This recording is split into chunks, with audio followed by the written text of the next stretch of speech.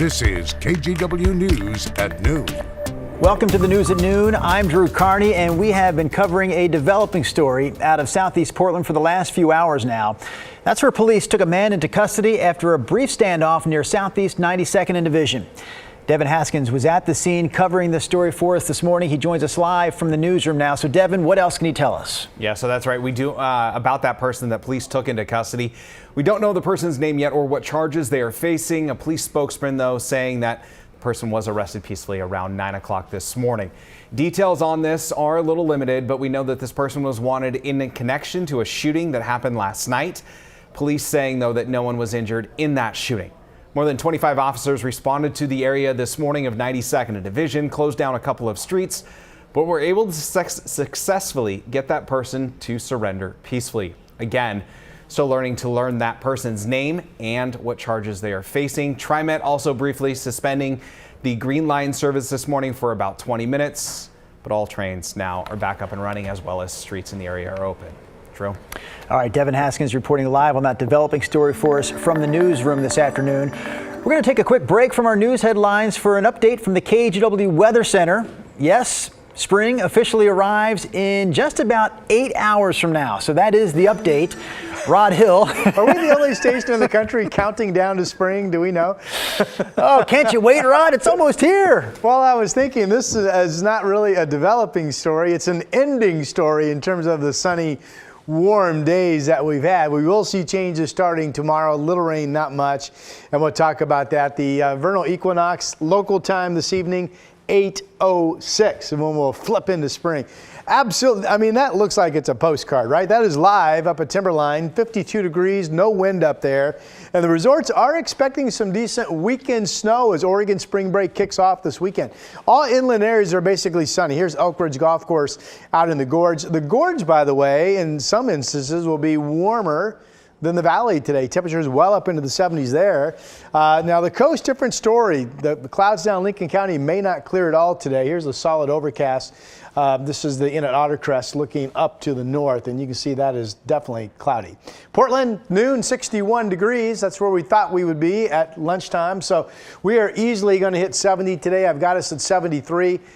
Be cooler than yesterday's 77, but at 73, that would tie the record for this final day of winter as the spring countdown continues. Drew. All right, we'll have more from Rod here in a few minutes, but back to our headlines now. Topping national headlines this afternoon, congressional leaders and President Biden announced a deal to fund the government and avoid a shutdown ahead of this weekend's deadline. The new deal ends a stalemate over the money for the Department of Homeland Security and funds the government through the end of the fiscal year in September. The exact details of the funding deal haven't been released yet, and Congress still has some work to do in order to get the legislation passed before Friday's midnight deadline and avoid even a partial shutdown this weekend.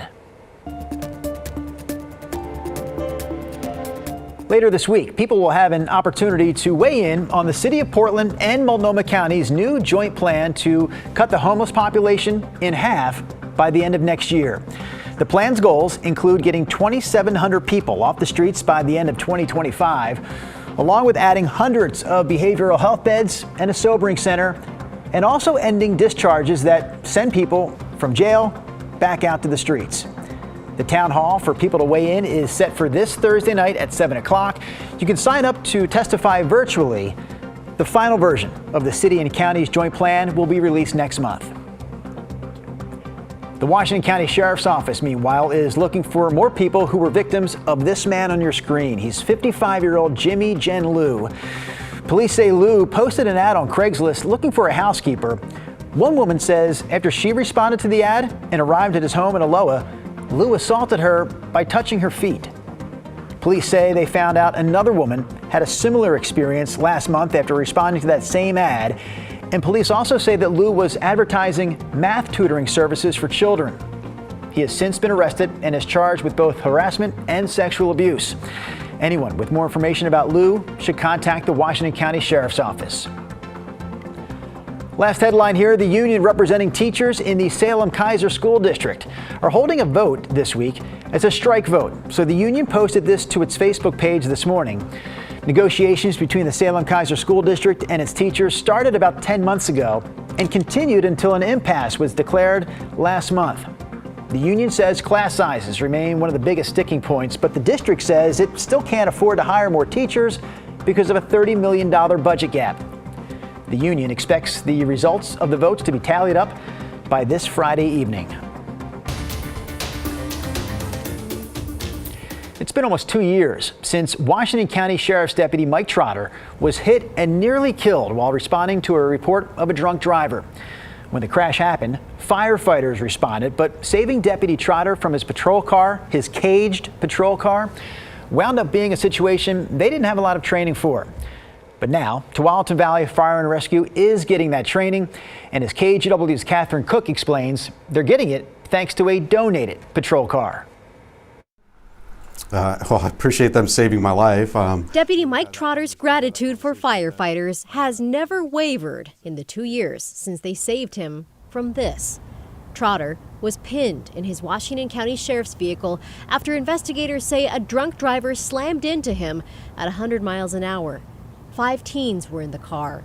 2 were killed, and the driver was convicted of manslaughter and DUI. A crew with Tualatin Valley Fire and Rescue responded. That night they went into it not knowing how they were going to get me out the car. They extricated Trotter from the crumpled car while contending with basically a steel cage, the kind unique to patrol vehicles. Their extensive knowledge on scene is 100% what saved my life that night. That knowledge base is about to grow.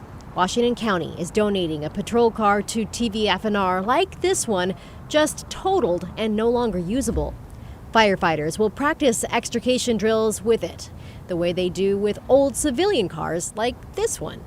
They hope to better understand how to rescue first responders from inside of one during an emergency. It's very important. I mean, those vehicles are designed differently. They have a little more armor in them, and the training will kick in and help you. Cleet Schmidtke is an apparatus operator and technical team member with TVFNR.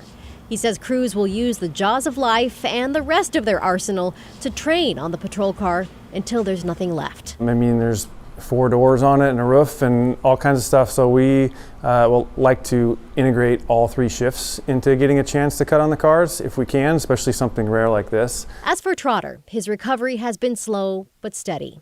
He just returned to full-time modified duty. RoboCop. He's using this special ExoSim brace to regain strength lost after severe injuries. So this is it in all of his glory. He keeps his sights set on returning to patrol when the time is right, and thanks his family, including his young son, for that. I mean, he's one of my biggest motivators because he's super excited that Daddy's a police officer and that's all he wants to talk about. So. Catherine Cook, KGW News.